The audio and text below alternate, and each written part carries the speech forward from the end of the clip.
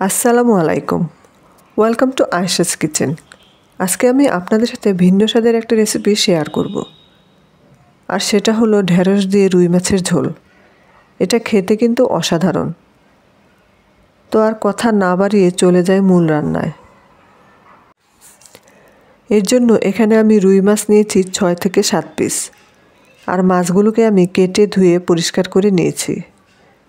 এবার এখানে দিব স্বাদমতো কিছুটা লবণ ও সামান্য হলুদের গুঁড়া। মশলার সাথে মাছগুলো খুব ভালোভাবে মেখে নিচ্ছি। চুলায় একটা প্যান বসিয়ে দিলাম। দিয়ে দিব 3 টেবিল চামচ সয়াবিন তেল। তেলটা গরম হয়ে আসলে ম্যারিনেট করা মাছগুলো দিয়ে দিচ্ছি।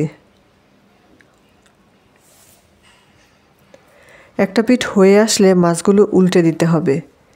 এই পর্যায়ে চুলার আঁচ রয়েছে মিডিয়ামে। বেশ কিছু সময় নিয়ে উল্টোপাল্টে মাছটাকে ভেজে নিতে হবে।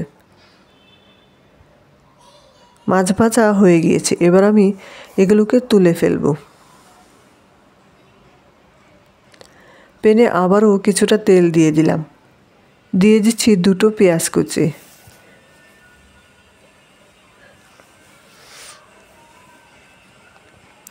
পেঁয়াজটাকে হালকা বাদামি করে ভেজে নেব। অ্যাড করছি 1 চা চামচ রসুন বাটা, স্বাদমতো লবণ, হাফ চা চামচ দিয়ে দিচ্ছি হলুদের গুঁড়া, 1 চা চামচ লাল মরিচের গুঁড়া।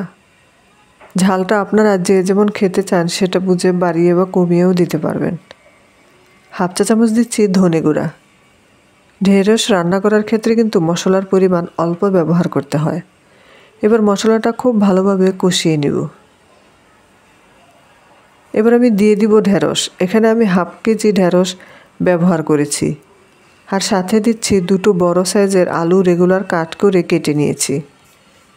এবার মশলার সাথে সবজিগুলো খুব ভালোভাবে কষিয়ে নিব।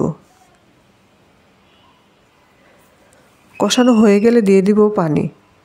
এখানে আমি 1.5 কাপ পানি ব্যবহার করেছি। এই রান্নায় বেশি পানি ব্যবহার করা যাবে না, তাহলে খেতে ভালো লাগবে না। এবার ঢাকনা দিয়ে রান্না করব 10 মিনিট। যখন বলক আসতে শুরু করবে ওই পর্যায়ে দিয়ে দিব আগে থেকে ভেজে রাখা মাছগুলো।